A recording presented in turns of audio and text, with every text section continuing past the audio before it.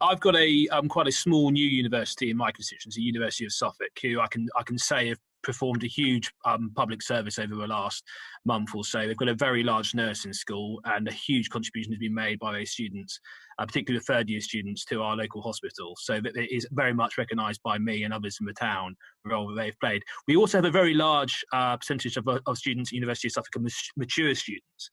And I mean, and a lot of them have been really hit hard by COVID-19. A lot of them have got children who are obviously having to homeschool in addition to carrying on their studies, in addition to if they're still able to work and that they're carrying out a job to fund their studies. So I would be keen to ensure that in any kind of national approach and strategy from all your organisations to mental health challenges and just challenges to study in general, that there is also a clear mind that some of the students are part-time mature students and not all in the same position.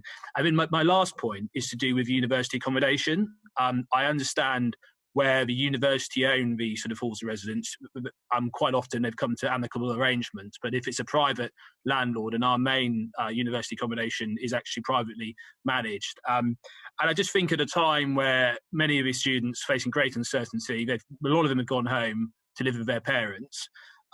They maybe lost a part-time job that they were working at to help fund their studies. The jobs market is going to be very difficult.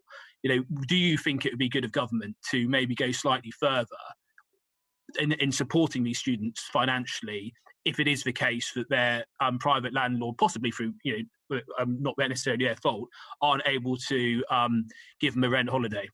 Okay, brief answers if you can.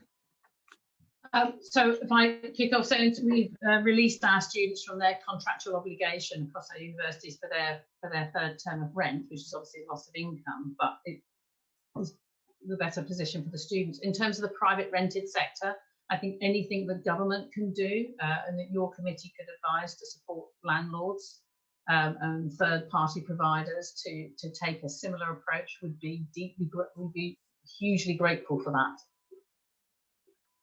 Thank you. Kim. Sorry, I beg your pardon. Does any other witness, Zamzam, do you want to come in on that? Yeah, I mean, I think one of the things I want to highlight actually is that from our survey, we found that 85% of students have had a loss of income since the crisis. So the finances are a huge issue and a huge concern. And like was mentioned, students aren't homogenous. They're not all 18-year-olds. They vary from mature students, from people from working class backgrounds. So therefore, everyone has their very varying issues. And I think that's important to recognise the diversity of the sector. In terms of accommodation, I think that's that's a huge issue that students have been failed on. Scotland actually recently announced that they changed the terms for even private rented accommodations for students to be able to be released out of their terms for less than a month. And I think that's something that should be implemented here and taken on, because students are having to pay for accommodation they're not living in currently. And it's a huge financial worry and concern for students who are building up that debt, who are unable to work, won't be able to pay that off. We're essentially setting up our young people to fail. So I think that's a massive concern that we should definitely push for. Jo? I think Zamzam really covered what I would say, but I think it's important to understand and stress, as you say, that all students are not 18 to 21. And that the whole spread of students and how they experience university really needs to be taken into consideration when we are planning what we're going to do.